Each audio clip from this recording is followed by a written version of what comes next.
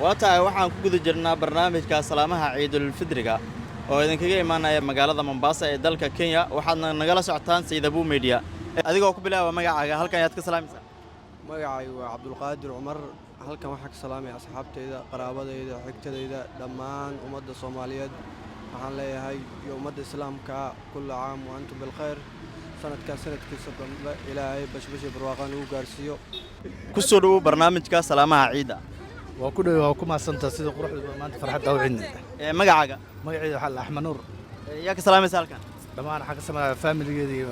asxaabteyda oo jooga oo dalkii dibadda meel kasta adduunka ka jiraan dhamaantood salaamaha si qaas ah u salaamaysaa si qaas ah u salaamaa hooyadii macaan oo joogto dalka Ethiopia waatahay anagana waxaan leenahay hooyo macaan ciid mubaarak ciid wanaagsan magacaygu waa Cabdiraxmaan halkan ayaad ka salaamaysaa waxaan ka salaamayaa all muslim ciid wanaagsan ciid mubaarak hooyo gaar ahaan waxaan ka salaamayaa hooyo macaan iyo ilaahay muslim oo ku wada ciideen meel walba oo ku wada nool adduunka waatahay Cabdiraxmaan ciidihii hore maxay kaaga duwan tahay ciidan waxay iga dugan tahay ciidihii hore meel kale ku iidaa laakiin ciidan Mombasa ku iidaya ma sha Allah jawi kala ma sha Allah waxaan ku leenahay insha Allah farxad ku ciid Cabdiraxmaan anagana waxaan ku leenahay ciid mubaarak ciid wanaagsan waatahay waxa ila joogta mid kamid ah dadkii ka soo qayb galay tukashada salaada ciidul fidriga ku soo dhaw marka hore Saydabu Media waandhawe magacaaga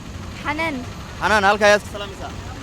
ummadda Soomaali meel kasta ee jooga waxaan idhahaa ciid mubaarak hooyaday qof kasta oo ay fiirsanaan ciid mubaarak ku soo dhaw barnaamijka salaamaha ciida adigoo ku bilaaba magacaaga waa ku dhawaay barnaamijka magacaygu waxa waaye magaciisa taxan ku bilaabay Saama Cabdiqaadir Cali baa la dhahaa